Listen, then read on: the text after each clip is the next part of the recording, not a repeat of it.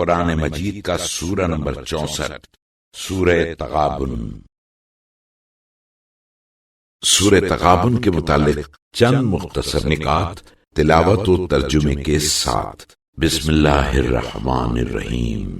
سورہ تغابن موجودہ ترتیب کے اعتبار سے قرآن مجید کا سورہ نمبر 64 اور ترتیب نزول کے لحاظ سے سورہ نمبر 108 ہے۔ یہ سورہ مدینہ منورہ میں نازل ہوا۔ اس سورے کی 9ویں آیت کی مناسبت سے اس کا نام تغابن رکھا گیا ہے، جس میں قیامت کے دن نقصان اٹھانے والوں کا تذکرہ کیا گیا ہے، اور عربی میں تغابن نقصان اٹھانے کو کہا جاتا ہے۔ آیت نمبر 11 میں مصیبت سے مراد طبعی حادثات ہیں کہ وہ اذن الہی کے بغیر واقع نہیں ہوتے۔ ان کا مقصد انسان کا امتحان اور آزمائش کے علاوہ کچھ نہیں ہوتا۔ آیت نمبر 14 کے مطابق مومن کو اکثر مشکلات اپنے خاندان کے افراد کی طرف سے پیش آتی ہیں کہ کبھی شوہر کے لیے بیوی، کبھی بیوی کے لیے شوہر، کبھی والدین کے لیے اولاد، اور کبھی بھائی بہن ایک دوسرے کے لیے دیانت داری میں رکاوٹ یا خیانت کاری کے لیے معاون بن جاتے ہیں اور دشمن کا کردار ادا کرتے ہیں۔ آیت نمبر 17 کے مطابق کسی ضرورت مند کو قرض دینے کو اللہ تعالیٰ کو قرض دینے کے مترادف قرار دیا ہے، اور اس کی جزا اسے کئی گنا اضافے کی صورت میں ملے گی۔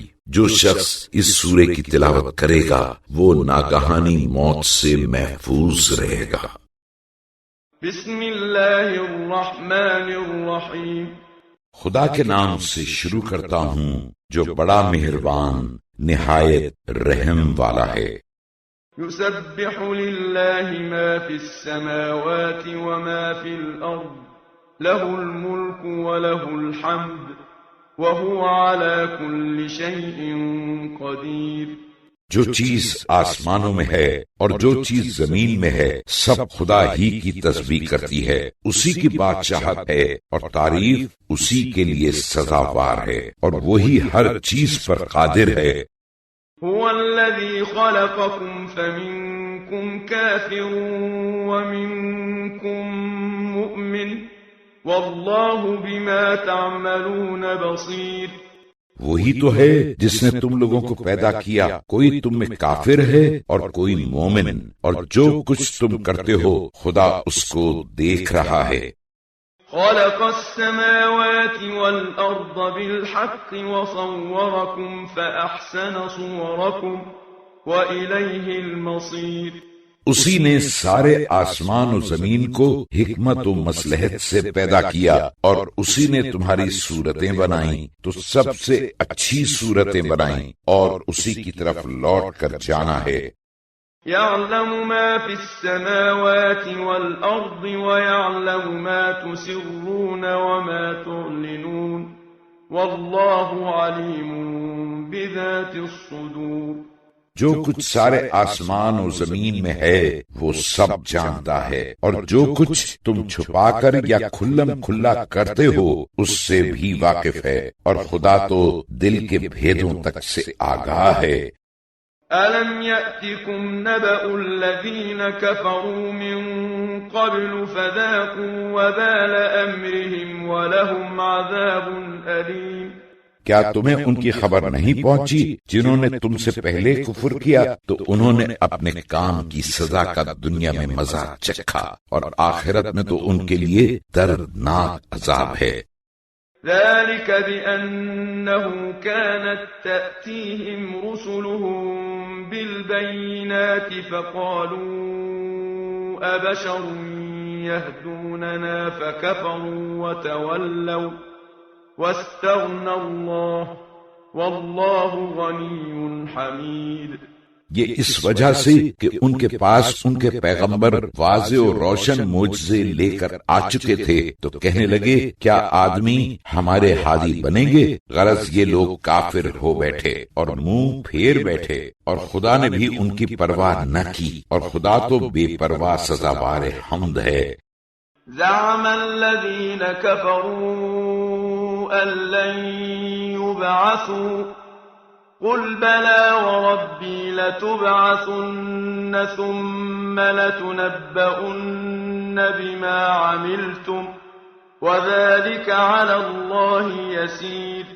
کافروں کا خیال یہ ہے کہ یہ لوگ دوبارہ نہ اٹھائے جائیں گے۔ اے رسول صلی اللہ علیہ وآلہ وسلم، تم کہہ دو ہاں اپنے پروردگار کی قسم تم ضرور اٹھائے جاؤ گے، پھر جو جو کام تم کرتے رہے وہ تمہیں بتا دے گا، اور یہ تو خدا پر آسان ہے۔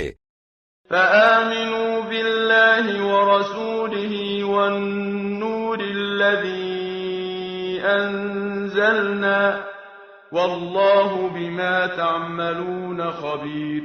تو تم خدا اور اس کے رسول پر اور اسی نور پر ایمان لاؤ جس کو ہم نے نازل کیا، اور جو کچھ تم کرتے ہو خدا اس سے خبردار ہے۔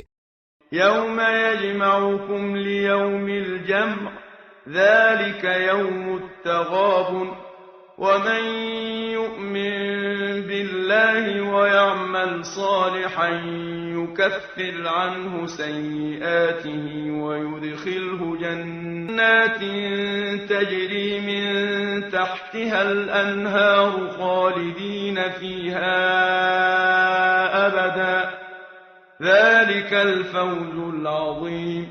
جب وہ قیامت کے دن تم سب کو جمع کرے گا، پھر یہی ہار جیت کا دن ہوگا، اور جو شخص خدا پر ایمان لائے اور اچھا کام کرے وہ اس سے اس کی برائیاں دور کر دے گا، اور اس کو بہشت کے ان باغوں میں داخل کرے گا جن کے نیچے نہریں جاری ہیں، وہ ان میں ابد الآباد ہمیشہ رہے گا۔ یہی تو بڑی کامیابی ہے۔